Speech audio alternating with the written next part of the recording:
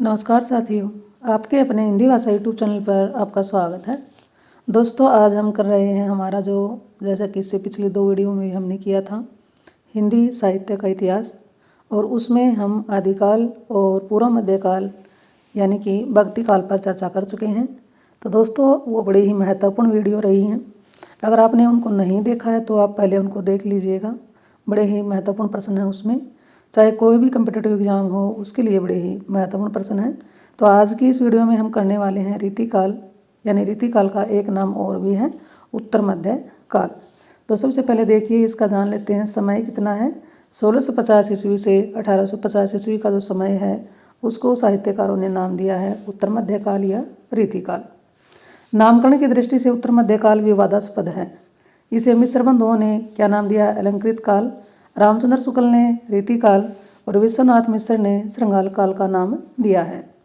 रीतिकाल के उदय के संबंध में आचार्य रामचंद्र शुक्ल का मत है, इसका कारण जनता की रुचि नहीं, आश्रयदाताओं की रुचि है। रुचि थी जिसके लिए वीरता और कर्मठता का जीवन बहुत कम रह गया था। रीतिकालीन कविता में लक्षण ग्रंथ, नायिका भेद, श्रृंगारिकता आदि की जो प्रवृत्तियाँ मिलती हैं उसकी परंपरा संस्कृत साहित्य से चली आ रही थी। डॉक्टर नगेंद्र का अपना मत है, घोर सामाजिक और राजनीतिक पतन के उस युग में जीवन बाह्य अभिव्यक्तियों से निराश हो करके घर की 4 दीवारी में कैद हो गया था। घर में न शास्त्र चिंतन था न धर्म चिंतन। अभिव्यक्ति का एक ही माध्यम था, काम। जीवन की बाह्य अभिव्यक्तियों से निराश होकर मन नारी के अंगों में मुँह छिपाकर विशुद्ध विभोर हो जाता था। तो इसमें कहीं ना कहीं नारी को यहाँ पर माध्यम बनाया गया है रीतिकाल में, और उसके ऊपर अनेक श्रृंगारिक रचनाएं की गई हैं। अब आगे हजारी प्रसाद द्विवेदी जी का क्या मत है, चलिए देखते हैं। हजारी प्रसाद द्विवेदी के अनुसार संस्कृत के प्राचीन साहित्य विशेषतः रामायण और महाभारत से यदि भक्तिकाल के कवियों ने प्रेरणा ली तो रीतिकाल के कवियों ने उत्तरकालीन संस्कृत साहित्य से प्रेरणा व प्रभाव लिया। लक्षण ग्रंथ, नायिका भेद, अलंकार, संचारी आदि भावों के पूर्व निर्मित वर्गीकरण का आधार ये कवि बंदी सदी बोली में बंदे सदे भावों की कवायद करने लगे थे। कवायद करना होता है अभ्यास करना। समग्रगतः रीतिकालीन काव्य जनकाव्य नहीं बल्कि दरबारी संस्कृति का काव्य बन गया था। इसमें श्रृंगार और शब्द सज्जा पर जोर रहा। कवियों ने सामान्य जनता की रुचि को अनदेखा कर सामंतों रईसों की अभिरुचियों को कविता के केंद्र में रखा। इससे कविता आम आदमी के दुख और हर्ष से जुड़ने की बजाय दरबारों के वैभव व विलास से जुड़ गई थी। रीतिकालीन की 2 मुख्य प्रवृत्तियाँ कौन कौन सी हैं रीतिकाल की? अब देखिए, वो मुख्य प्रवृत्तियाँ देख लेते हैं पहले कौन सी हैं। रीति निरूपण मिलता है और दूसरी श्रृंगारिकता। रीति निरूपण को काव्यांग विवेचन के आधार पर 2 वर्गों में बांटा गया है। पहला कौन सा है? सर्वांग विवेचन। सर्वांग विवेचन में क्या होता है? सर्वांग विवेचन के अंतर्गत काव्य के सभी अंगों जैसे कि रस, छंद, अलंकार आदि को विवेचन का विषय बनाया गया है। चिंतामणि का कवि कल्पत्रु, चिंतामणि की रचना का नाम क्या है? कवि कुल कल्पत्रु। देव का शब्द रसायन, कुलपति का रस रहस्य, भिखारीदास का काव्य निर्णय, इसी तरह के ग्रंथ माने जाते हैं किसके? सर्वांग विवेचन इनमें मिलता है। दूसरा इसका मुख्य प्रवृत्ति है विशिष्टांग विवेचन। विशिष्टांग विवेचन के तहत काव्यांगों में रस, छंद, अलंकारों में से किसी एक अथवा 2 अथवा तीनों का विवेचन विषय बनाया गया है। तीनों में रस में भी श्रृंगार रस में भी रचनाकारों ने विशेष दिलचस्पी दिखाई है। रसविलास, चिंतामणि का जो रसविलास है, रसार्णव सुखदेव मिश्र, रस प्रबोध रसलीन रसराज मतीराम जी का, श्रृंगार निर्णय भिखारीदास, अलंकार रत्नाकर, दलपति राय, छंद विलास माखन आदि इसी श्रेणी के ग्रंथ माने जाते हैं। तो देखिए, रीति निरूपण की परिपाटी बहुत सतही गहरी रही है। रीति निरूपण में रीतिकालीन रचनाकारों की रुचि शास्त्र के प्रति निष्ठा का परिणाम नहीं है बल्कि दरबार में पैदा हुई रचनात्मक आवश्यकता है।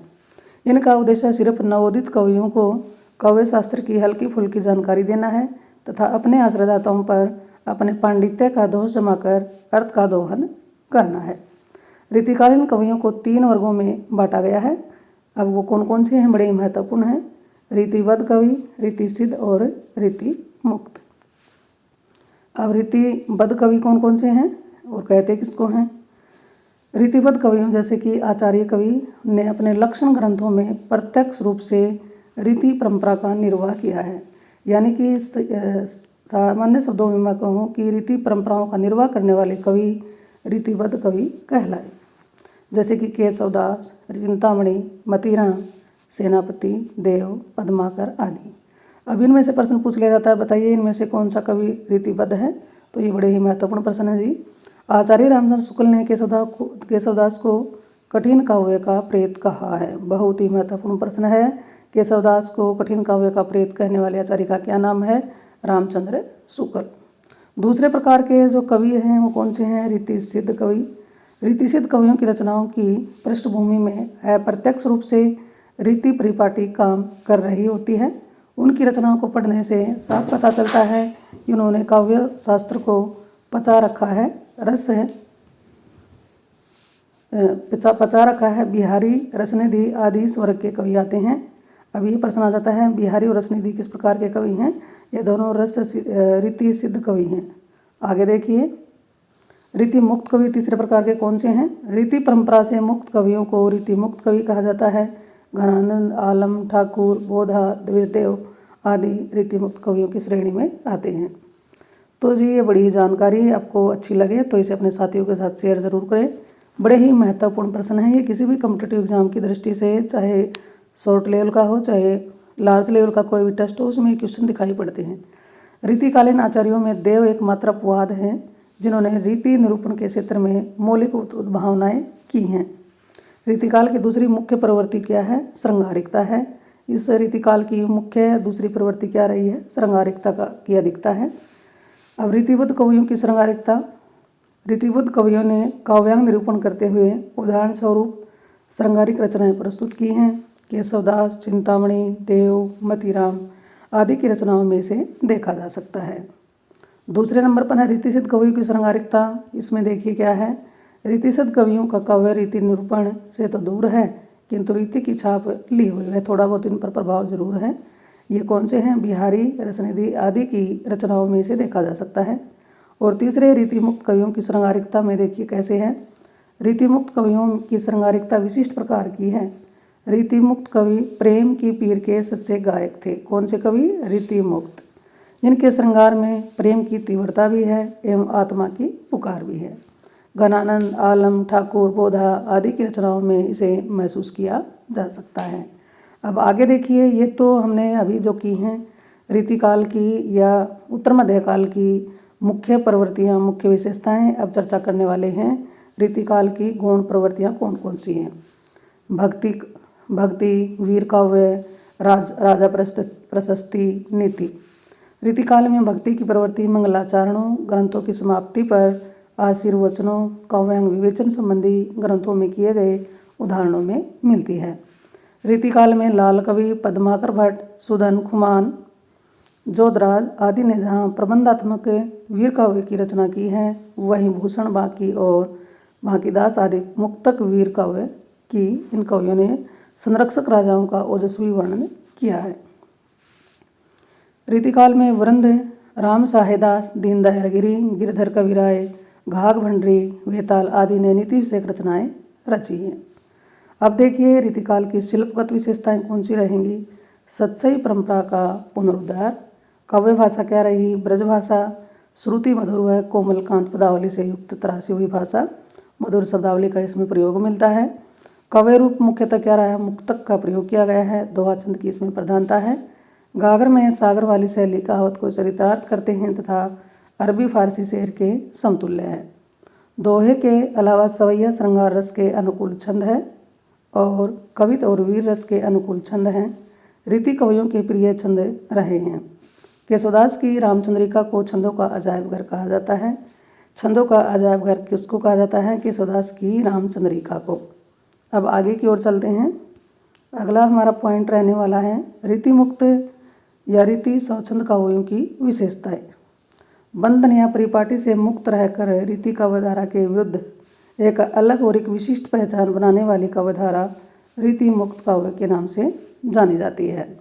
रीति मुक्त काव्य की विशेषताएं क्या हैं? रीति स्वच्छंदता, स्व अनुभूति की, प्रेम की अभिव्यक्ति, विरह का आधिक्य, कला पक्ष के स्थान पर भाव पक्ष पर जोर, पृथक काव्य आदर्श और प्राचीन काव्य परंपरा का त्याग, सहज स्वाभाविक और प्रभावी अभिव्यक्ति, सरल मनोहारी बिंबवष्टिक योजना का विधान है। रीतिकालीन देव ने फ्रायड की तरह, जो हमारा मनोविज्ञान में फ्रायड है, उसकी तरह लेनिन फ्रायड के बहुत पहले ही काम को समस्त जीवों की प्रक्रियाओं के केंद्र में रखकर अपने समय में क्रांतिकारी चिंतन किया है।